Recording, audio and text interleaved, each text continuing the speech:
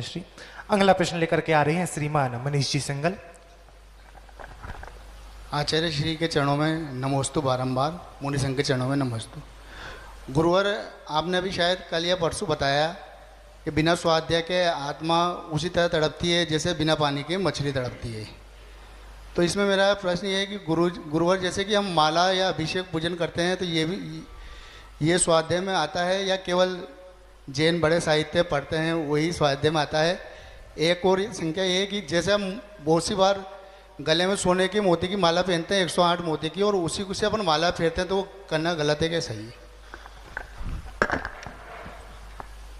6 आवश्यक कहे गए हैं: देव पूजा, गुरु उपास्ति, स्वाध्याय। तो देव पूजा को स्वाध्याय नहीं कह सकते, वो अलग कर्तव्य है और स्वाध्याय अलग कर्तव्य है। देव पूजा से मन प्रसन्न होता है और एक सकारात्मक ऊर्जा मिलती है, जिससे हमारा दैनिक जीवन बहुत अच्छे से व्यतीत होता है और सुख दुख का हम सामना करने के लिए तैयार रहते हैं। स्वाध्याय से आत्मीय लाभ होता है, अंतस चेतना में भान होता है कि हमारे द्वारा किया जाने वाला कार्य कौन सा सही है और कौन सा गलत है, कौन सा कार्य हमें लाभ देगा और कौन सा कार्य हमारे लिए हानि देगा। इस स्वाध्याय से प्राप्त होता है। तो स्वाध्याय एक तब भी है, एक आवश्यक भी है। स्वाध्याय ज़्यादा प्रभावकारी है, इसलिए तीर्थंकर वाणी रूप जो ग्रंथ हैं हमें उनका स्वाध्याय करना चाहिए। भले थोड़ा थोड़ा करें। अभी आप स्वाध्याय कोई प्रारंभ में शुरू करेगा तो कुछ समझ में नहीं आएगा और कुछ प्रभाव भी नहीं दिखेगा, पक्की बात है। लेकिन आप निरंतर करते रहेंगे करते रहेंगे करते रहेंगे तो बाद में धीरे धीरे समझ में आना चालू होगा, और जब समझ में आना चालू होगा तो फिर धीरे धीरे धीरे लगेगा कि हम जितना कर सकते हैं उतना तो करें। अपने आप से ही लगेगा, किसी को कहने की जरूरत नहीं पड़ेगी। ये स्वाध्याय का फल है।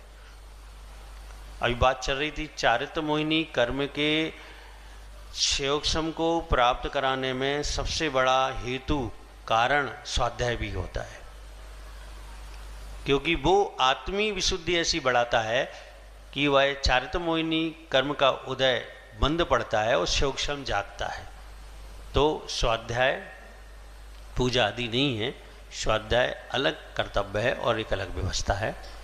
दूसरा ये था, क्या था?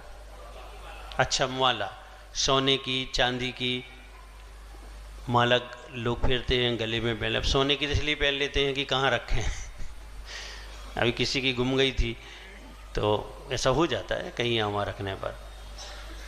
वैसे एक दृष्टि से तो ऐसा नहीं करना चाहिए, क्योंकि वो विशुद्ध चीज़ होती है माला। भली माला का रोल इतना ही है कि आपको संख्या का टोटल करना है, इससे ज़्यादा माला का रोल नहीं है, लेकिन उपकरण है वो धर्म ध्यान का। और आप हजारों बार लाखों बार मंत्र उस मणि के ऊपर अपनी उंगलियां रख के बोलते हो तो वो बहुत पवित्र होती है, बहुत विशुद्ध होती है। कोशिश ये करें कि उसकी अलग डिब्बी हो, बस इतना ही होगा कि आपको अलग से ले जाना पड़ेगा, लाना पड़ेगा, थोड़ी सी मेहनत करनी पड़ेगी। अब वो सोने की भी हो सकती है, चांदी की भी हो सकती है, और किसी आजकल उपरत्न आ रहे हैं उन पत्थरों की भी हो सकती है। मैं तो सबको ये सलाह देता हूँ कि भैया सोने की अपने घर रखो, घर में ही फेरो, आप मंदिर नहीं लाओ, क्योंकि मंदिर आके आधा समय विकल्प माला में चला जाता है, कोई ले ना ले, कोई उठा लेना, भूल ना जाए। तो यहाँ तो आप एक सामान्य माला अपने पास रखो, कोई ले भी जाए तो कोई बात नहीं, और कोई देख ले तो नहीं रख दे वापस, ऐसी माला रखो।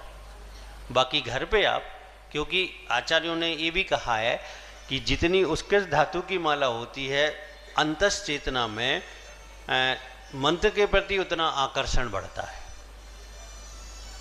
तो ये संभव है कि आप सोने की भी कर सकते, चांदी का भी कर सकते, और भी कर सकते हैं, तो वो गले में ना पहने, ये सबसे अच्छा कार्य है। लेकिन फिर भी लोग कहते हैं धातु शुद्ध होती है इसलिए गले में पहन लेते हैं, क्या शुद्ध नहीं होती है? माना, लेकिन फिर भी पवित्र और विशुद्धि दृष्टि से तो मेरी समझ में तो नहीं पहनना चाहिए। नमोस्तु।